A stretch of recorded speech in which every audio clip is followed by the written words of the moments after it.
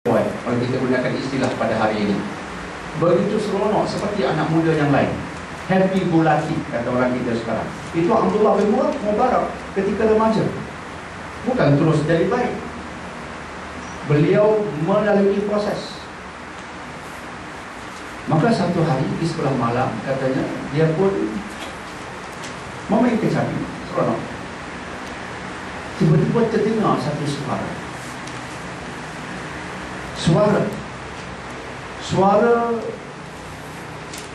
orang membaca ayat ini, ayat yang kita sedang kaji sekarang, surah Al-Hadid ayat 12 yang sedang kita kaji sekarang. Maka bila dia mendengar, dia terkejut. Sebab seperti yang kita sebutkan tadi, surah Al-Hadid ayat 16, sebab seperti yang kita sebutkan tadi, dia merupakan soalan Allah kepada manusia, belum sampai masa lagi. Dan dia satu pukulan bagi Abdullah bin Mubarak, seolah-olah Allah bercakap kepadanya dengan mengatakan, kamu belum sampaikan masa untuk tunduk pada Allah, belum enjoy lagi, belum sampai lagi masa untuk kamu tunduk pada Allah. Dan dia dengar ayat tu dan dia faham. Dia terdiam. Kesannya mengikut Imam Qurtubi ialah terus dia meninggalkan kecapi, dia meninggalkan, orang kata, keseronokan sebagai remaja, dia tinggalkan kawan-kawannya, dan terus dia menjadi ahli sufi dan ulama hadis yang terkenal, yang menjadi rujukan pada kita sampai ke hari ini. Terkesan dengan ayat yang satu. Sebab itu walaupun kita dah kaji minggu lepas ayat ini, cara cerita semula supaya kesannya lebih mendalam. Contoh yang kedua adalah Imam Fudail bin Iyad rahimahullah ta'ala. Fudail bin Iyad ketika remaja bercinta dengan seorang wanita. Ini cerita CINTA lah. Cerita CINTA. Artis sekarang kan suka lagu cinta-cinta, tapi tak berubah. Fudail bin Iyad ni, dia juga suka pada cinta-cinta ni, tapi dia berubah.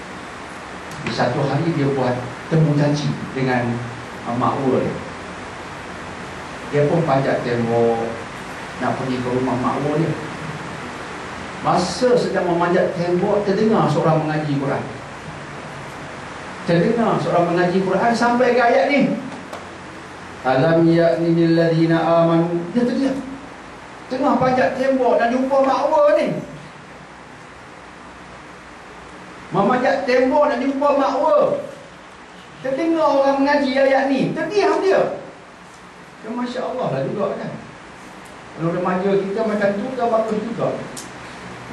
Duduk bawah jabatan pembina, terdengar orang mengaji ayat ni. Oh, astagfirullahaladzim, jom pergi balik lah, tak jadi lah. Dah sampai masa dah aku berubah. Yang Fudail ia terdiam. Belumkah sampai masa bagi orang yang beriman untuk hatinya khusyuk ingat pada Allah, khusyuk melaksanakan mentaati apa yang Allah turunkan. Dia terdiam.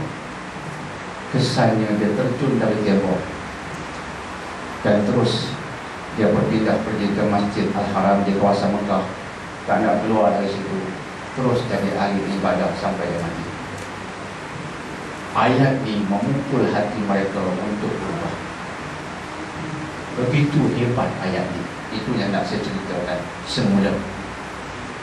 Ayat ini begitu hebat, mengubah, memukul hati manusia seperti yang kita sebutkan tadi, sehingga mereka berubah 180 derajat. Sebab isinya begitu cantik, pertanyaan Allah begitu tajam. Dan rugilah orang yang tak faham ayat ini. Dia tak dawih baca elok, ngungang, tak faham. Tak faham maksud ayat yang telah memukau anak-anak muda yang akhirnya menjadi tokoh sufi yang terkenal. Tak faham. Mereka faham dan mereka berubah.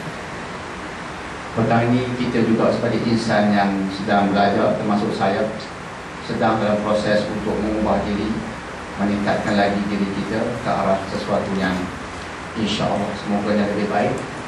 Kita nak fokus pada ayat ini dan kita nak merumuskan bahawa tak cukup sekadar beramal. Ayat ini menekankan tentang kualiti ketika beramal. Tak cukup sekadar bertasbih. Ayat ini menekankan tentang kualiti ketika bertasbih. Bertasbih dengan khusyuk, berzikir dengan khusyuk, sehingga hati kita tersentuh dengan zikir itu. Sentuhannya mengubah hidup kita ke arah sesuatu yang lebih baik. Itu maksudnya. Dan tak cukup sekadar kita mengaji, tak cukup sekadar kita membetulkan tajwid, tak cukup sekadar kita bertadarus, tak cukup. Walaupun itu baik. Yang Allah tekankan berkualiti ketika mengaji, berkualiti ketika bertadarus. Kita tidak bertadarus mengaji dengan kefahaman, kemudian nak taat dengan isi-isi Al-Quran yang kita baca. Dan sudah sampai masa untuk pergi ke gear itu, ke tahap itu. Itulah panduan Al-Quran tentang tadarus dan zikir. Ayat ini panduan yang terbaik untuk kita mendekati Allah melalui zikir dan juga tadarus, insya-Allah. Maka itulah ayat 16 surah Al-Hadid. Semoga kita tidak menjadi seperti ahli kitab sebelum ini, mengaji, baca, buat dah. Terus kita masuk ke ayat nombor 17. Yang lama ketahuilah, apa-apa pun kena tahu dulu. Apa-apa pun kena tahu dulu. Jadi ketahuilah, kata Allah, sesungguhnya Allah menghidupkan bumi yang mati. Dan ulama tafsir ketika mentafsirkan ayat ini dikaitkan dengan ayat tadi, iaitu satu ayat sebelumnya. Mereka mengatakan secara umumnya kita boleh bicarakan secara fizikal bahawa bumi yang kering kontang, bila Allah siraminya dengan hujan, dia akan subur, insya-Allah. Dan mereka tambah sedikit lagi selepas mereka mengaitkan dengan ayat sebelumnya. Mereka mengatakan, dan demikianlah dengan hati-hati manusia. Hati-hati kita kadang-kadang kering dan keras, tapi jika disirami dengan ayat-ayat Al-Quran, dia akan jadi subur seperti yang berlaku ke atas Imam Fudail bin Iyad dan Imam Abdullah bin Mubarak. Mereka ini merupakan anak muda yang hati mereka kering pada asal. Hati mereka keras, tapi diserami oleh ayat Al-Quran. Akhirnya hati mereka menjadi basah, subur dengan ayat-ayat suci. Kesannya lahirlah pohon takwa di hati itu, menyebabkan perubahan berlaku. Dan bila insan berubah berdasarkan wahyu, bila manusia berubah berdasarkan al-haq, mereka akan mencipta sejarah dan mereka akan menaungi orang lain. Seperti imam-imam yang namanya kita sebutkan tadi, ilmu mereka, nasihat mereka sampai pada kita dan membantu kita sampai ke hari ini. Mereka seperti pohon yang rindang akhirnya. Bukan sahaja pohon itu baik, dia mampu menaungi orang lain yang duduk berteduh di bawahnya. Begitulah manusia yang berubah berdasarkan kebenaran, bukan berubah berdasarkan marah sebab tidak mendapat projek ataupun tender.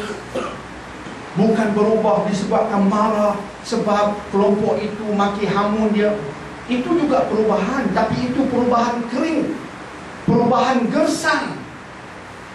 Tetapi jika perubahan itu berlaku disebabkan wahyu, disebabkan al-haq, disebabkan akidah, tauhid, agama, dia seperti pohon yang akan bertahan lama, dan dia seperti pohon yang rindang yang dapat membantu orang lain yang ingin berteduh di bawahnya. Itulah perubahan yang kita kejar, insya-Allah. Jadi tuan-tuan dan puan yang dimuliakan, semoga insya-Allah hati kita itu subur, diserami oleh wahyu. Walaupun sekadar seminggu sekali kita mengkaji wahyu, tapi andai kata kita duduk mendengar, termasuk diri saya yang terkait ini, kita duduk bersama, kita baca, kita dengar maksudnya, kita cuba ulas, dengan rojokan yang muktabar, rojokan yang sahih.